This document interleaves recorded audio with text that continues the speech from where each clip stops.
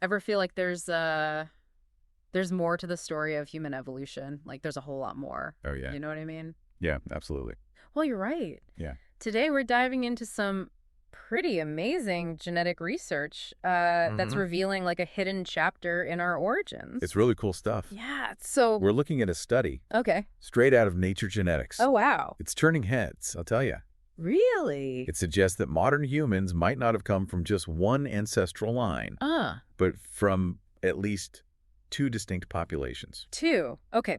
That's not what I learned in school. Right.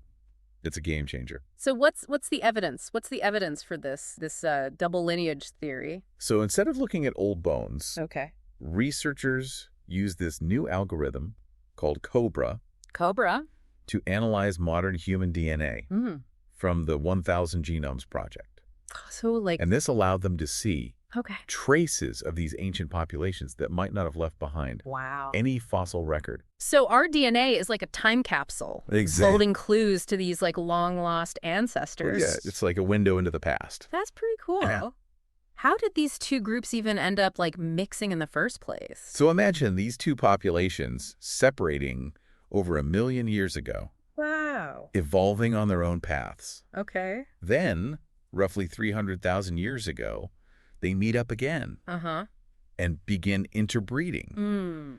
It wasn't just a quick fling either. Yeah. This intermingling is ultimately what gave rise to us. It makes you wonder what those interactions were like, right? I know. Were they swapping stories and tools, or was it more like a turf war? Unfortunately, the DNA can only tell us so much. Right.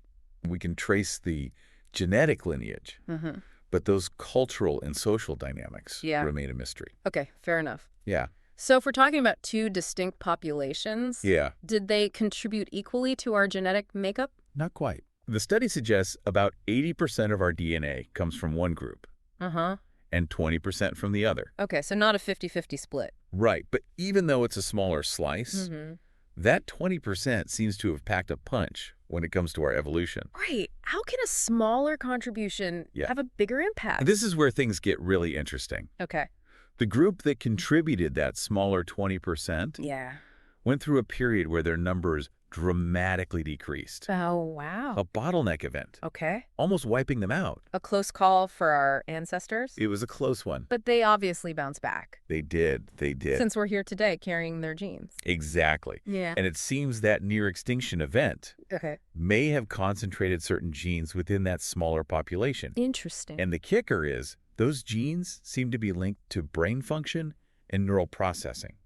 So this smaller group, Yeah. even though they were almost wiped out, might hold the key to understanding the development of our big human brains. It's fascinating, isn't it? That's wild. It suggests that this bottleneck and the genes that survived it could have played a vital role in shaping our cognitive abilities, possibly giving us an evolutionary advantage. Okay, so we've got this 80-20 split, a near-extinction event, and potentially a cognitive leap forward. Yeah. What happened to those genes from the smaller group once they were mixed back in with the larger population? Did they all just happily coexist? Not exactly. Okay. The study hints at something called purifying selection. Okay.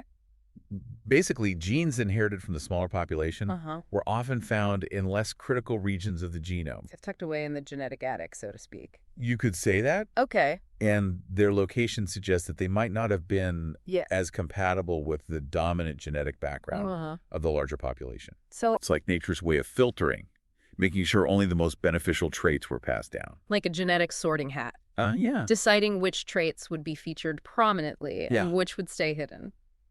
It's a great way to put it. Okay. And this filtering process, it seems to have played a vital role, not just in human evolution, but in countless other species as well. Really? Yeah. Interesting. Wow. So this Cobra algorithm, it's like a genetic detective tool. Yeah. Helping us uncover these hidden chapters in evolutionary history. Absolutely. What other species are researchers using it on? Oh, they're using it on a whole range of animals. Bats, dolphins, chimpanzees, you name it. Interesting. And what they're finding is fascinating. Yeah.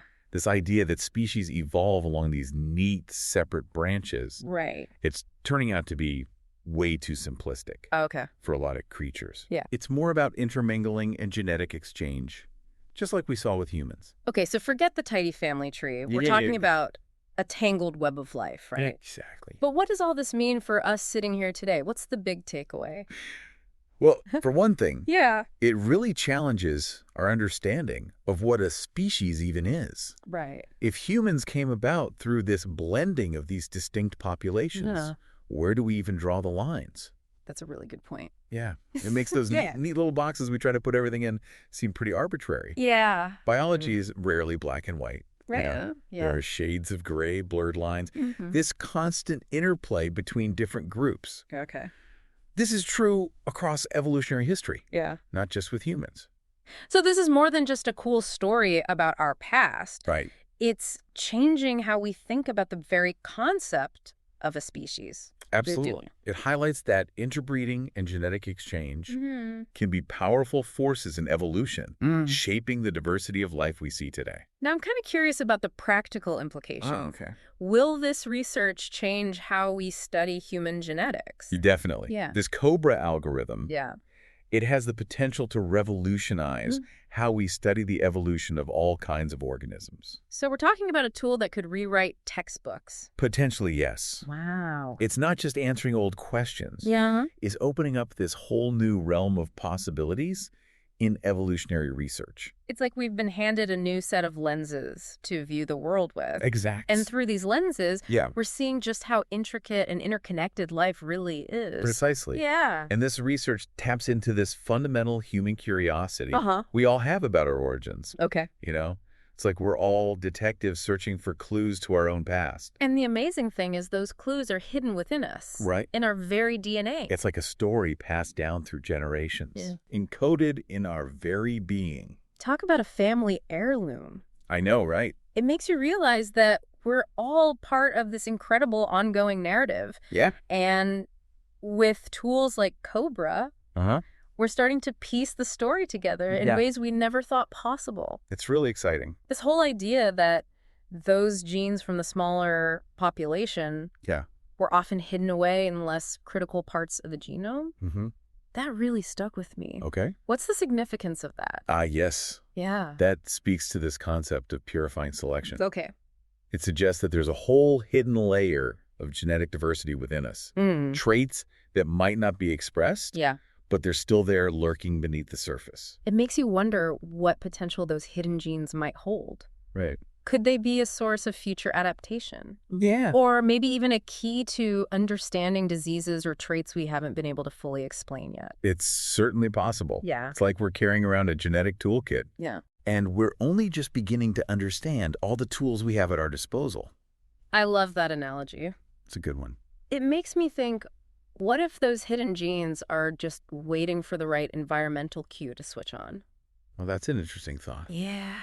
What if they hold the key to some future evolutionary leap? Right. Now, that's a thought-provoking idea. Yeah. It reminds us that evolution is not static. Right. It's constantly in motion, responding to environmental pressures. And using the full range of genetic diversity available. So genes that were once weeded out through purifying selection could actually become beneficial as the environment changes.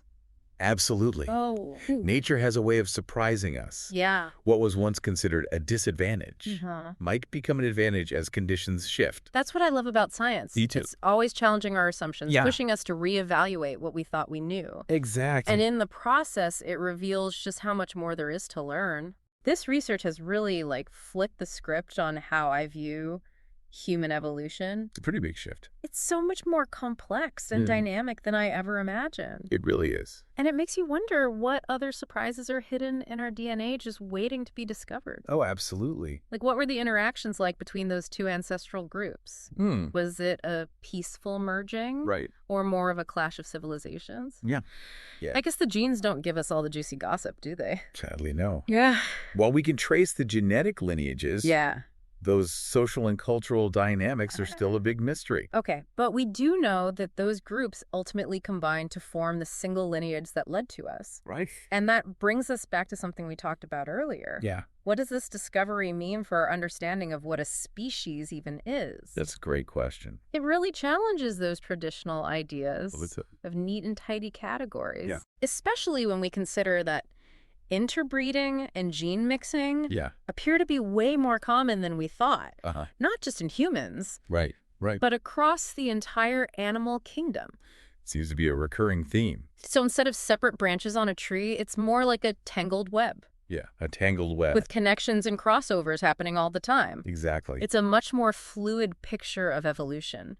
It is. It's kind of a powerful reminder that we're all connected. Absolutely. Not just to each other, but to this vast array of organisms throughout history and across the planet. It really puts things into perspective. Wow, that's a pretty mind-blowing realization. It is. It makes you feel like a small part of something much, much bigger. I think that's a good thing. I think so, too. It underscores the importance of understanding and appreciating this interconnectedness of life. Well, I think we've officially gone down the rabbit hole on this one. We have. We've covered a lot of ground today. Yeah. Ancient DNA, tangled family trees, and even the definition of a species. It's been quite the deep dive. It has, but that's what we love to do, right? Absolutely. Taking a complex topic and unpacking it, exploring all the nuances, and uncovering those hidden gems of insight. Exactly. And leaving our listeners with plenty to think about long after the episode ends. Little food for thought. So here's a final thought to ponder. Okay, shoot. If we humans are the product of multiple lineages coming together, what does that say about our own potential for collaboration and connection in the present day? Could it be that this ancient merging is not just part of our past, but also like a blueprint for our future? That's a great question. That's an incredible question. It really is. Food for thought, everyone. Yeah, chew on that.